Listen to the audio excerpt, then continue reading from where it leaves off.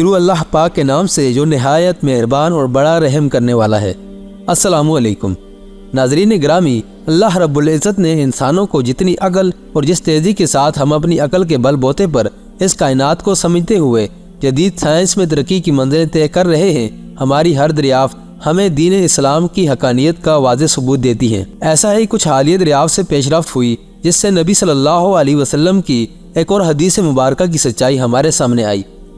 یہ نئی دریافت کیا ہے اور حدیث مبارکہ میں کس چیز کی پیشن گوئی کی گئی ہے، آج کی ویڈیو میں اس پر بات ہوگی، لہٰذا ویڈیو کو آخر تک ضرور دیکھیے گا۔ ناظرین گرامی، محمد صلی اللہ علیہ وسلم کو اللہ تعالیٰ نے فرشتے حضرت جبرائیل علیہ السلام کے ذریعے شب معراج پر بلایا۔ نبی پاک صلی اللہ علیہ وسلم تمام آسمانی دنیا کو پار کرتے ہوئے اللہ کے عرش پر جا پہنچے۔ وہاں پر دو محبوبوں کے درمیان جو بات ہوئی ہمارے علم میں اتنا ہی ہے جو ہمیں نبی صلی اللہ علیہ وسلم کی احادیث میں ذکر ملتا ہے، لیکن اس سفر کے دوران جو نبی صلی اللہ علیہ وسلم نے مشاہدات کیے وہ نبی صلی اللہ علیہ وسلم نے ہمارے لیے بیان فرمائے ہیں۔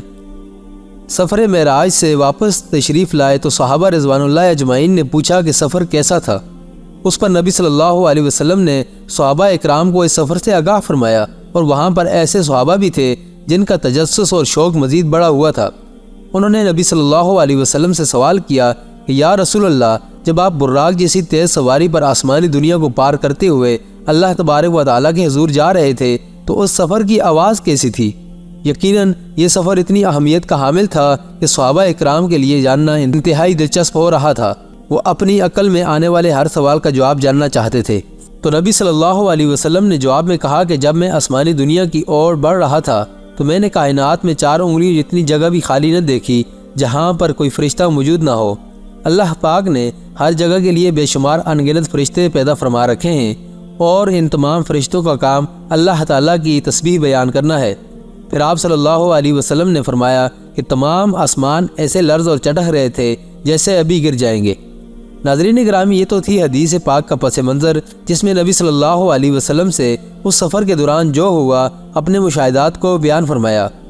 چند سال قبل تک تو سائنسدان یہ سمجھتے تھے کہ خلا میں کوئی مادہ موجود نہیں ہے جس میں آواز سفر کر سکے، تو وہاں پر کسی بھی چیز کے سننے کا سوال ہی پیدا نہیں ہوتا۔ ہم جانتے ہیں کہ سیاروں اور ستاروں کے درمیان بے حد تیز رفتار سے گردش کرتے ہیں۔ یہاں سے اندازہ لگا لیں کہ خود ہمارا سورج جس میں کھربوں ٹن مادہ جلتا ہے، وہ زوردار دھماکوں سے نائٹروجن گیس ہیلیم میں تبدیل ہوتی ہے، اس کی آواز کس قدر خوفناک اور بلند ہوگی۔ اسی طرح اگر ہماری ہوم ملکی وے گلیکسی کی آواز ریکارڈ کی جاتی ہے جس میں اربوں ستارے موجود ہیں اور جس میں کھربوں کے قریب ستارے گردش کر رہے ہیں، تو ان سب کی آواز کیسی ہوتی؟ اسی مقصد کے لیے سائنسدانوں نے تحقیق شروع کی۔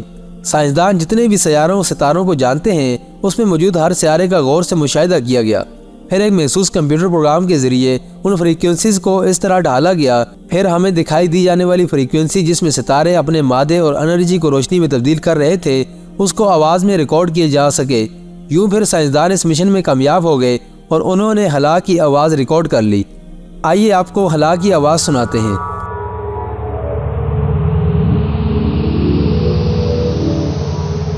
جی ناظرین، آپ نے سنا کہ یہ آواز کتنی بلند اور ایک ردم والی آواز ہے، جیسے کئی سارے لوگ مل کر تسبیح کر رہے ہوں۔ جب اس آواز کو ان سائنسدانوں نے سنا جو اس مشن پر کام کر رہے تھے تو ان میں سے ایک سائنسدان فوراً بولا کہ یہ آواز تو بالکل ایسی ہے جیسے کسی مذہبی کتابوں میں لکھا ہوا ہے کہ فرشتے مل کر اللہ رب العزت کی حمد و ثنا اور تسبیح بیان کرتے ہیں۔ یہ بیان بے ساختہ تھا اور واقعی ہی حقیقت پر بھی مشتمل ہے۔ اس بارے میں ہمیں نبی صلی اللہ علیہ وسلم نے اپنے سفر معراج کی پوری داستان میں تفصیل سے بتا چکے ہیں۔ جب سائنسدانوں نے سورج کا مشاہدہ کیا اور اس کی فریکوینسی کو کنورٹ کرنے میں کامیاب ہو گئے تو حیران رہ گئے کہ یہ آواز اس قدر خوفناک تھی۔ سائنسدانوں نے کائنات کے خالق کا شکریہ ادا کیا۔ اللہ رب العزت کی جو تسبیح اور حمد فرشتے بیان کرتے ہیں اس کو سننا ہم انسانوں کے بس کی بات ہی نہیں۔ اس سے ثابت ہوتا ہے کہ یہ کائنات خود بخود وجود میں نہیں آئی، اس کو بنانے والا خالق اور مالک موجود ہے۔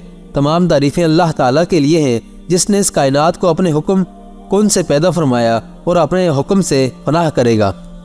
ناظرین گرامی، امید کرتے ہیں کہ آپ کو ہماری آج کی ویڈیو ضرور پسند آئی ہوگی۔ انشاءاللہ ہم بہت جلد ایک نئی ویڈیو کے ساتھ دوبارہ حاضر ہوں گے۔